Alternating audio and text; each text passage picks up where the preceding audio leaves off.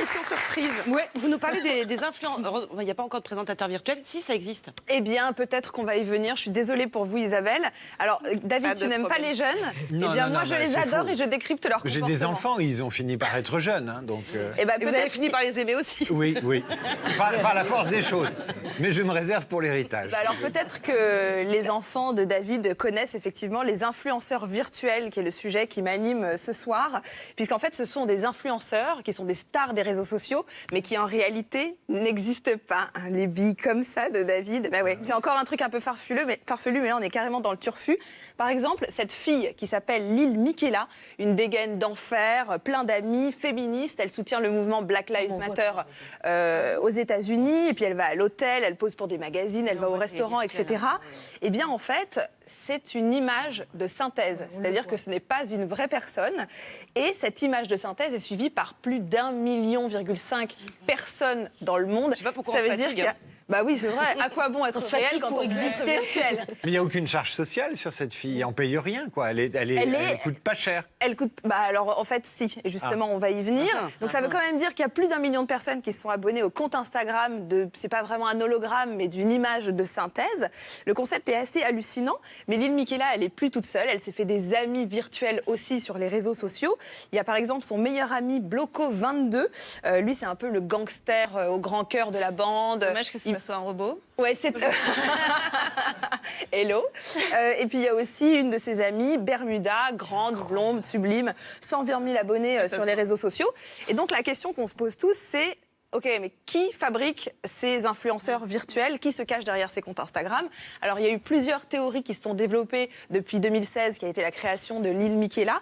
Au début, on pensait que c'était des vrais gens qui se prenaient en photo et qui se photoshopaient de manière à ressembler un peu à des Sims. C'est vrai que parfois, on finit par ressembler à des Ouais, Sims. c'est ça. C'est les francs-maçons qui sont derrière, comme d'habitude. Ça y est, ça y est, le complot, ça y est, évidemment. on y est, nous y Évidemment. sommes, la boucle est bouclée.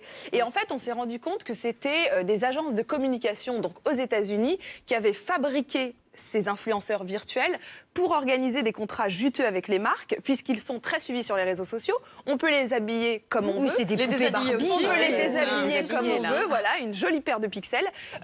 On peut aussi leur faire intégrer la couverture d'un magazine. Enfin bref, ils sont malléables à l'envie. Et donc forcément, les marques, ça les intéresse. L'année dernière, Lil Miquela a posé pour notamment Prada, donc quand même des très gros contrats. Et puis, elle fait voilà, plein de couvertures de magazines. Aujourd'hui, elle n'est plus toute seule du tout. Depuis 2016, il y en a beaucoup d'autres qui ont été créées par Moi, ça me d'autres choque pas. agences de communication. Par exemple, Ima, qui est virtuelle elle aussi et japonaise. Elle a été créée par une agence de com japonaise qui est spécialisée dans la conception de personnages de jeux vidéo. Et donc là, le niveau de détail est encore poussé à dingue. son paroxysme. Elle est encore plus réelle que nature. Et puis, il y a aussi Chudu. Alors, elle est censée être mannequin. Chaudu. Chudu, exactement, c'est Ah son oui. nom. Sublime. Et alors, elle a fait la campagne de Fenty Beauty, la marque de produits de beauté de Rihanna. Comme quoi, aujourd'hui, sur les réseaux sociaux en tout cas, pour exister, il suffit juste de quelques pixels bien placés.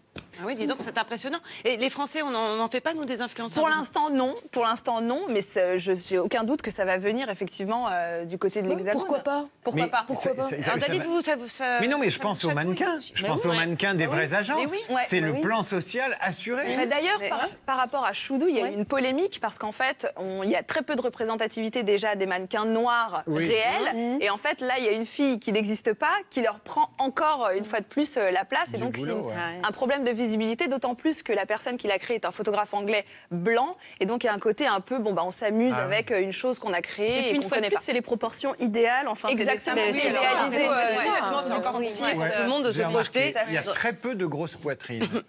Alors, c'est un propos sexiste, mais avec des créatures virtuelles, on peut être sexiste. Vous ou pas avez droit de... Bah, oui. bah oui, non, mais- là, Et Non, mais en est-ce qu'on peut être réalité, sexiste, raciste en et tout ça, réalité, dès lors qu'ils alors, sont On virtuels? commence à parler de féminisme Internet. Ah, Donc, ouais, c'est un Dieu. féminisme Ah oui. justement qui s'intéresse à tout ce qui est la représentation des femmes sur Internet, puisque c'est quelque chose qui a été créé par des hommes. Bon. Et il va y avoir un droit des robots, non? Merci en tout cas d'être vivant, en chair et en os, sympathique.